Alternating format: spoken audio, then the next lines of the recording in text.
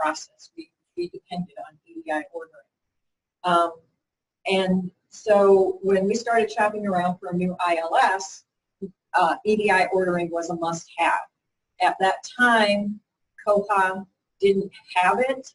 They had the code, but it wasn't in the community release yet. So Bywater added custom code to our 3.22 release, and we were able to migrate with the basic EDI stuff that they had in there. We migrated in April of last year, so we've been on it for a little more than a year. And we have three main vendors, Ingram, Midwest Tape, and Findaway. And the thing to remember with your vendors is the vendor has to do EDI ordering in order for you to do EDI ordering. So Amazon doesn't do EDI ordering. I've discovered that Blackstone Audio doesn't do EDI ordering. So you can't do it with, you've got to find vendors that have it. The big ones, Ingram, Baker and Taylor, and Brodart, the two B's ones. They all do it. Midwest Tape does. What was Emery Pratt? Yeah. And so those are. So Emery Pratt does too. Yeah. And Emery Pratt does, and there is a plugin. Kyle has written a plugin for Emery Pratt as well as Brodart, I think. Okay, okay. All right, that's great. So that's kind of our story, if you will. Then why use EDI for the acquisitions module? It automates, EDI automates a number of steps in the acquisitions process.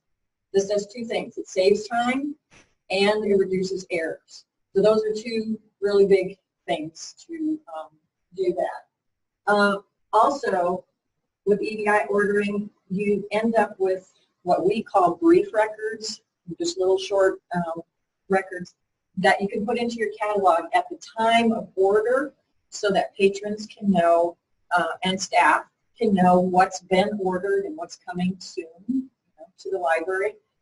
We allow patrons to put holds on those items that are on order but haven't arrived in the library.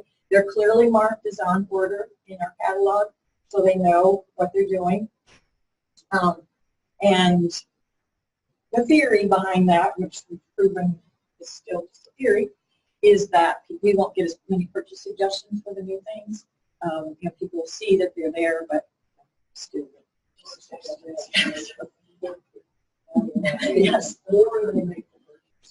Yes, this is true.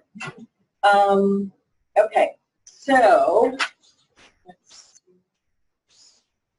to get started, so you'll need to gather information from each vendor that you want to do EDI with. Bywater Solutions has a questionnaire, and if you can go through that questionnaire and answer all those questions, you will have all the information you need to set up this plugin. If you're a Bywater Solutions client, you'll need to complete that questionnaire, and there is a $500 per vendor one-time setup charge, which they will earn their money in that $500. Anybody that set up EDI will attest to that. That's money well spent right there. So those are like the front end of what you need to do, and you will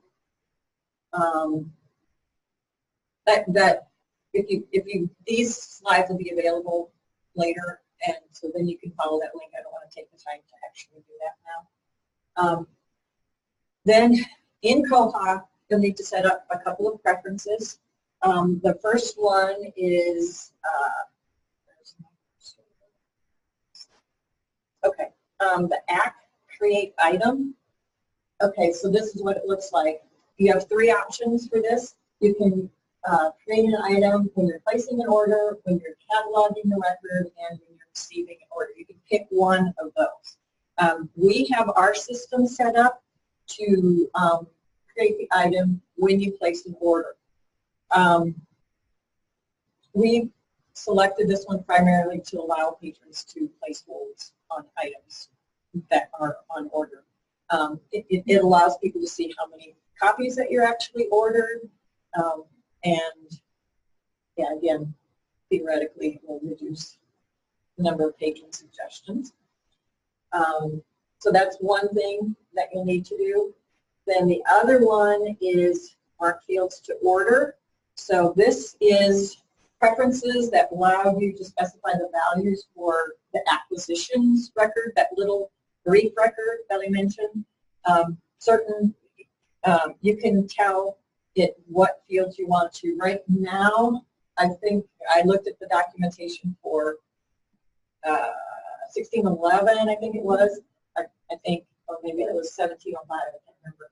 But the only fields that are available to populate are price, quantity, budget code, discount, sort 1, and sort 2. So I know you guys are. Yeah, so in 1705, that's a Great Lakes standard. Okay, so this must have been 1611 that I looked at. The other thing with 1705 is it will allow you to create multiple items when you order. So if you're ordering for, let's say, 3 different branches or 3 budget codes or something, that can all be done. Okay. Yes. It is now. Jesse. There's going to be a new system preference, so you'll have this one, the mark fields to order, then you'll also have mark fields to other items. So you'll have 2 separate ones. Okay. So you can do it at the item level As Fargo's doing. Okay. Right. And that's basically to facilitate branches, specifying where they go in different branches and things like that. We were able to just run with this because we only had the one location. So, but Fargo needed, they've got the branches, so they needed that enhancement to go on that. Okay, so, okay, then you need to work with your vendor to specify the mark fields in your 2 order records that reflect. Okay, so you set them up in the preferences in Koha, but then you got to tell the vendor, oh yeah, this is where we want these specific things to go. So there's lots of back and forth with your vendor, talking to them, setting up things, testing things, that kind of thing. If you haven't set up your grid information, which if you're using acquisitions at all, you've probably got grid information set up, with the vendor, but you need to make sure that that is set up. And then you need to set up well, you don't have to. You can set up a mark modification template for acquisitions import. Where I'm standing, I never can see that little cursor thing. Okay. So this is an example of our acquisitions template. Basically what it does is the very first line in here is set up to put this after the title on order. And that we had that in our previous ILS, and so our customers were used to that. So we set it up so that in Koha it would do that as well, so that it's like kind of in their face that this is something that's on order. And then they know that if I place an order on this isn't something I'm going to get quickly. So yeah, we decided that number 3, we're really not sure what that's doing, but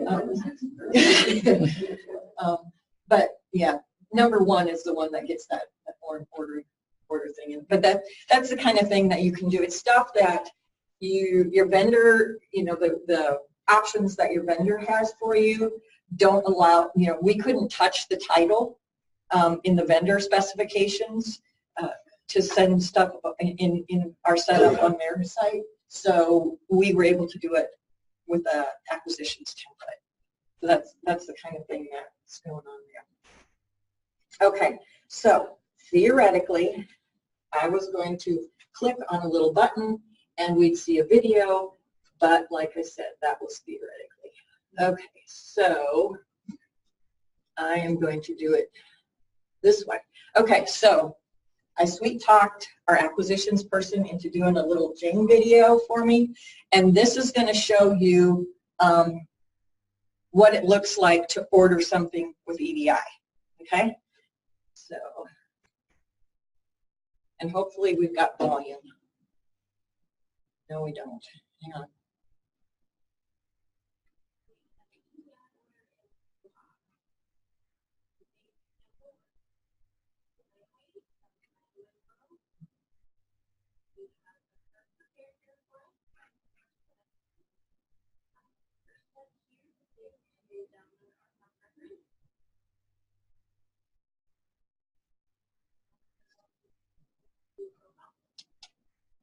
And we are going to open our acquisitions module. Once we're here, we are going to look for our vendor that we're purchasing from today, find the way. And we are going to create a basket for this order. New basket. We usually give it the date and the selector's initials. And we're going to select our contract. We just have one contract.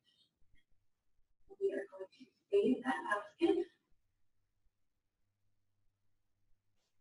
Now we need to go and get our mark records and add to our basket. We are going to open our tools module. And we are going to stage our mark records for import.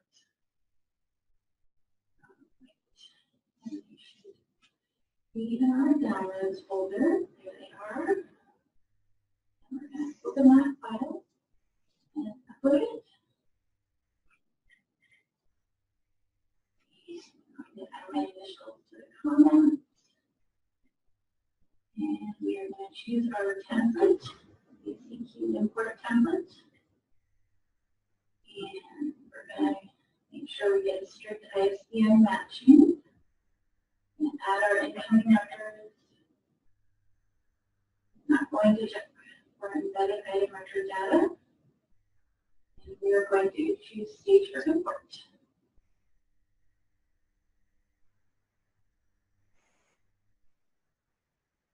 Okay, and we've got 3 records in our file, which is what we should have. So we're going to go back to our basket and choose add to basket. And we're going to choose from stage file. It's right here at the top, our find a way file with our 3 records and add orders. All right, and here are the 3 items we're adding. We're going to choose select all. And we're going to edit these items. We're going to let people in our catalog know that they're ordered.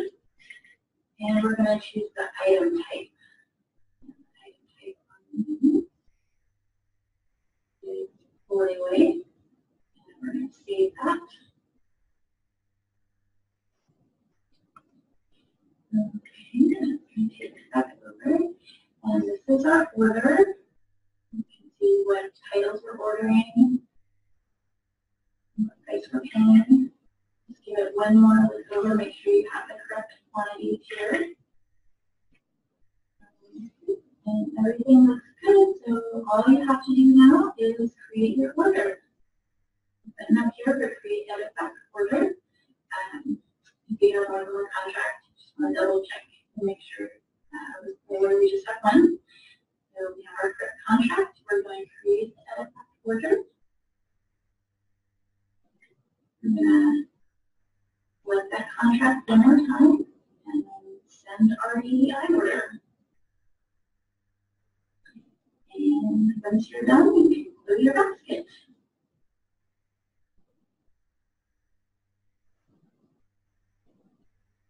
And you can see our order has been added right here in our Find-A-Way world. Outstanding orders at the bottom, and that is how you EDI order in Koha. Thanks. Okay. Now, go back to our PowerPoint.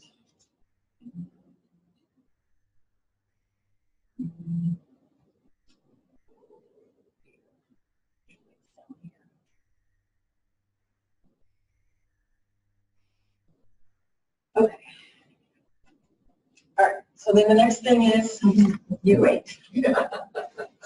So this is the opportunity, as you all know, what librarians do is we read. So this is your chance to get your book and read. Okay, so then, I have one question. Yeah. You must have set up in your acquisitions template what fund codes to apply. Okay. Yeah. Because that's the step I'm missing there. Because I Okay. always have to go in and apply. So if I set up an acquisitions template, that will fill that in automatically. yeah, we can look at that later. Okay, all right, so while you're sitting waiting, magically, an invoice, well, depending on your vendor, they will send an electronic invoice either right before the items ship or right after the items ship, but sometime right in that shipping, when they're getting shipped, they will send an invoice. This invoice it's an electronic invoice that Koha will go out and it gets sent to an FTP server. That Koha goes out to that FTP server, pulls it into Koha, and creates an electronic invoice, which looks, it has all the same information that the paper invoice does, which will show up a couple days later in your email or whatever, however you get it. But this is what an electronic invoice in Koha looks like. And it gives you all the information you need. When this invoice is received, that is when your money in acquisitions gets moved from ordered to spent. Your budgets, the budget money will get moved at that point. So when the order is placed, however much this $80.43 was put in the ordered, it was encumbered, exactly, encumbered column for this particular budget, which is this one, children's books, except picture book, however that. So that, but then when the invoice is received, that money gets moved from encumbered or ordered to spent. So the other thing that happens, oops, okay, hang on. I don't know why it's going back there. Okay. Then the other thing that happens is in the baskets, if you look at the baskets, they'll be marked as received. See how the first three, they've got nothing in front of the title, and then this next two have received RCVD in parentheses in front of those. So these two items have, if we don't have them in the library, they're on a slow boat from China, you know how that goes. So those two are on their way, and you can, if you look at the basket list, this particular basket would indicate that it just has 3 items still waiting to be received. The other little thing in mustard color or whatever is we had Kyle help us set up our Ingram stuff so that the note that's in Ingram that our selectors put in Ingram, that note gets transferred to the internal note on our invoice, so that sometimes, so the RPLC, that's a replacement. Sometimes it's replacement with hold, so the acquisition person would look at that and go, oh, this is a high priority, let me get that to the cataloger right away. Or, it'll say bestseller, oh, that's a high priority, let's get that to the cataloger right away. We also have that note put in the non-public note of the item, so that when the cataloger is working with it, and we stick a multitude of dots on our children's books, the cataloger will put in that field, blue dot. In Texas, we've got Bluebonnet books, all that kind of stuff. All those notes get transferred so that the cataloger can see that and stick all those, process them properly. And so those are notes that your selectors are adding to the items when they're ordering them, or to building their cart. When they're building their carts. Okay. Yeah. And that's coming in the 942. No. I had, Well, we made it work. yeah, he made We made it work.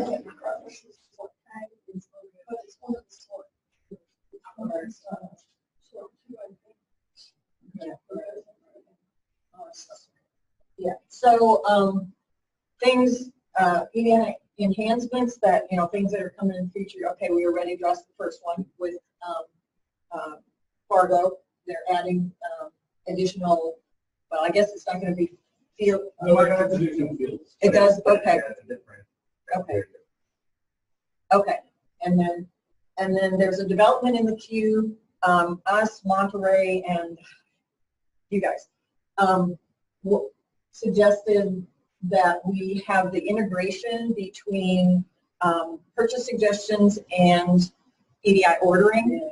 Right now, if you do an EDI order, you can't connect the purchase suggestion so that the customer, if you do the regular, just acquisitions, you can connect those purchase suggestions to the order so that the customer knows when it was ordered, when it would arrive. They get all these notices. But with EDI ordering, you can't do any of that. So we've chosen not to do it for regular ordering because that would just, why did I get this notice with this one and not that one and that kind of thing. But we really would like that feature because I think our patrons would really enjoy it. The other thing is some vendors do send electronic cancellation notices, and right now Cohog can't deal with those. It would really be great if they could handle those cancellation notices. So that is a terrible issue for me with April. There's no sending, those monthly reports. And I look at stuff and it says they're canceled. So I'm going to go on and cancel it, and then it shows up 2 months later. So suddenly I've got this item that I thought was canceled, and I've got to go back in and recreate a purchase order for it. Yes. It's with more of a problem with the vendor. That's,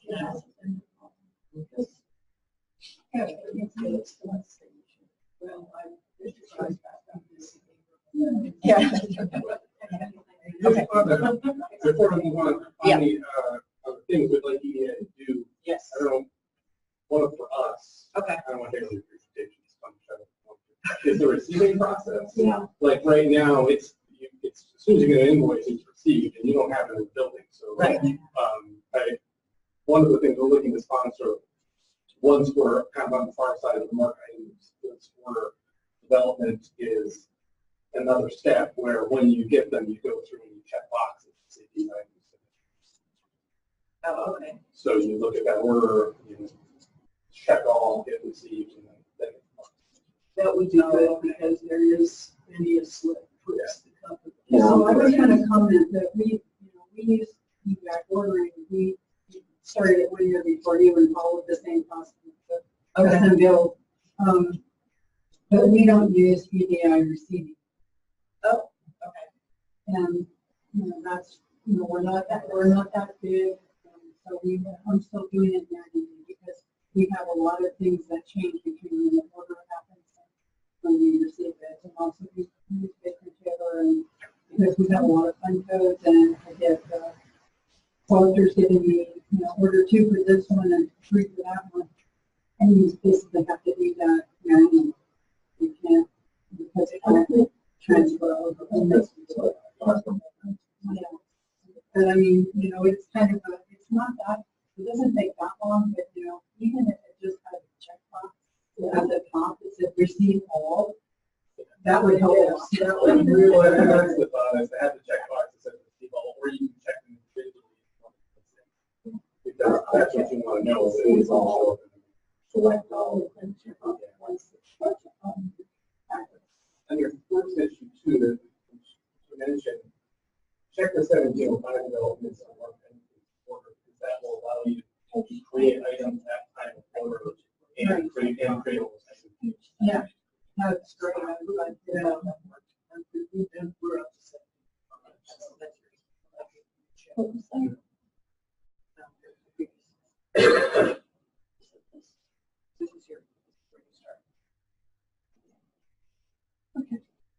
So I'm going to talk through the onboarding process.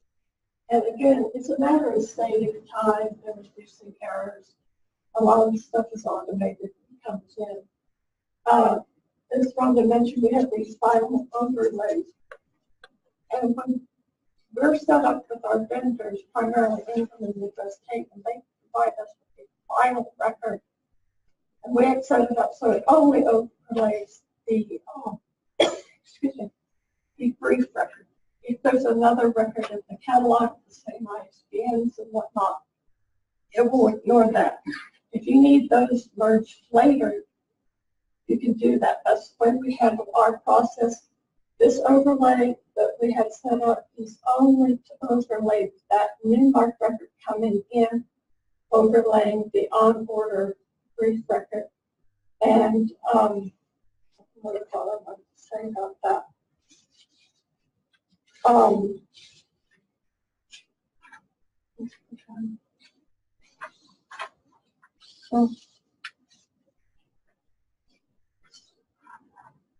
And the other big thing that we find is most helpful is the item information is updated. So ensure your bid numbers are correctly done. You need to look at your EPO message. This is the EDI message that goes out. This is one line in it. And I learned to read these things when we first set up the EDI or other ILS. But if you notice the left-hand box is the bid number, and the second is the item number. And this is just a single line out of the long EDI message that is transmitted to the vendor. Yeah.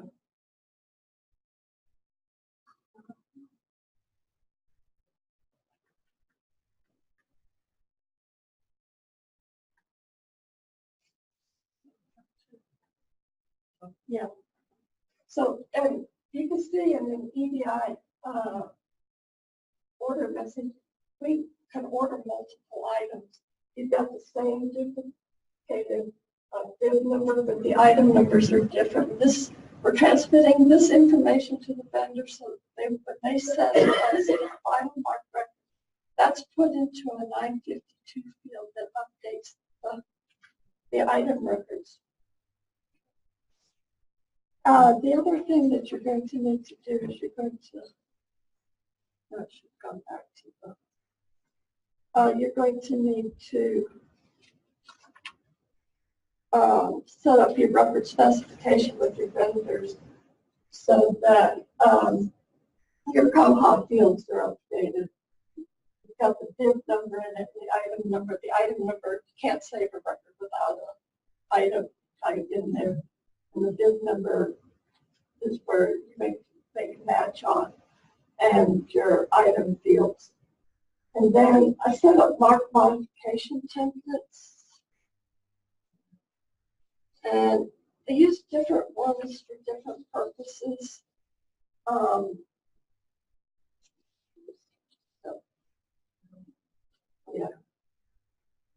Yeah, go back if you can, because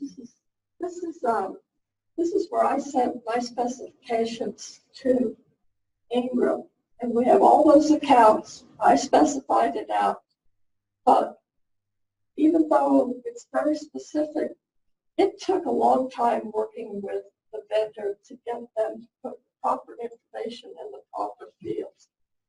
So be prepared for delays. It's not easy. And even now, I had a vendor who just for some reason or another reverted back to an old setting. And I said, okay. And one of the things is that they'll make the change, but the change only happens on any orders that are input into their system after you. So work in small batches in the beginning. It really helps to try and do it. But of course, you also reach a point where you've got to get stuff ordered. So we ended up with different things. So on the mark modification templates, this first action that I did is because of that whole problem. I never knew for that particular catalog record what information the vendor was actually putting in what fields. And COHA, when that record comes in, they don't copy or retain the 952 in the marked bibliographic. So what I finally ended up resorting to is copying the 952 into a 962 So I didn't have to go to find the file, open up and mark edit to see what they were doing wrong so that I could communicate with the vendor about getting stuff done. The other thing is during the process, they made different things. So the last couple of actions are just things that used temporarily, like I knew that they were putting this information in this field that's going to be wrong. I wanted to change to this. And that took care of that interim stuff on orders that were going to be coming in but weren't affected by the corrections that they were supposed to be making. So one of the biggest things you want to do when you're getting started is to define your matching rule. This is the matching rule that we use. It's match on the bid number, which is located in the 999C field. We give it the strictest scoring we can give, which is 1,000. And we don't use anything else, but this is what controls that overlay of the brief records onto a specific mark field, a specific mark bid record. So just be prepared for hiccups. So the actual cataloging process really begins with staging the final records and the settings to mark records staging to ensure bid to bid and item to item matches. I'm rushing because I know we're only short time. Now we'll skip the video. Okay. This is an example of the before record that we have. You can see where the 9C is. This is the example of the before item record. You can see just it's very limited information in it. Actually, usually we get a price on it, which is our discounted price, but we don't use the discounted price in our item records. We want the final price because that's what we would charge patrons. And so that's corrected. So I stage by mark records, normal process. And I make a comment. I take mark 8 because that gives me the best display when I'm getting records from Ingram. And I use the mark, that's the template that I use for adult nonfiction. And this is the key. The 99C matching rule at the beginning, of course, replace existing record with incoming record. Add incoming record if you don't find one, which I thought had happened, but I can remember. And then, of course, I wanted to check for embedded item information. And then the key is to replace items if the matching bid was found. And then only overlay the items based on the item number that we had transmitted to the things. This is more of the staging process. And you can see exactly what is going to be happening to those records. And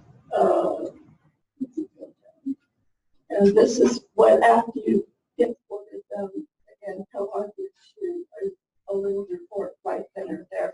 I would like, I'm sorry, I should have mentioned, I would like, can you go back to screen? I would like it like here on this list of records that are about to be imported, if they have the checkbox. Then I could say select all, but oh no, I don't want this one. I don't know why somebody put that on this file. Usually that happens when somebody's importing a CLC records or something like that. Not from EDI. EDI is pretty standard, but for other purposes, I wish that they could do that. So this is my after record by Mark, and as you can see, what I did was add the 962. This is my item number. It's in subfield 9, I believe, and of course the bid number. Those are the two critical pieces of information that are transferred. But according to my specification, Ingram has given all these things, including the barcode, because we get that pre-processed from them. Our I-type, this is the code -6 for in processing, because we move our books from on order to in processing. And then this is the collection code and location code. And our source of funding, it's the local purchase. So all of this information can be put into this 962 to set it up with the vendor. Updates all of the item information. And this is pretty much what that previous on-order item is now filled out. And you get all numbers from the vendor. That's those put in. And when you're saying vendor, you're saying. I'm sorry. This So particular is you were getting these like from OCLC or Skyward. No, we don't have the ability to do OCLC. That's just, we don't pay for that sort of access. And Sky River, I don't know about. But you can do a lot of things with the import source. You could, even if you wanted to, you could set up some sort of functionality in Mark Edit. But things like price for an individual item changes, so you can't set a default price. I mean, some of this is somewhat similar, but because we use Sky River, which is a a lot cheaper than OCLC, but I don't know if that's good. So when I'm doing the import for Baker and Taylor, you know, I'm creating item records when I do that import. And my catalogers, you know, when the stuff comes in and they're cataloging, they're in Sky River adding a couple of fields. When you say you're doing your item information, are you talking about the template? Yes. The thing is that I'm not going to template this because through the grid and the matching of the email. Yeah. There are different ways to do it. This is just our process. That's pretty much how we worked before. But one thing is templates do not update an item record. So, and of course, it would only be generic information. It wouldn't be item specific. So if somebody selector put a particular note on an item, it can be handled by them. We find this process works really well for us. For any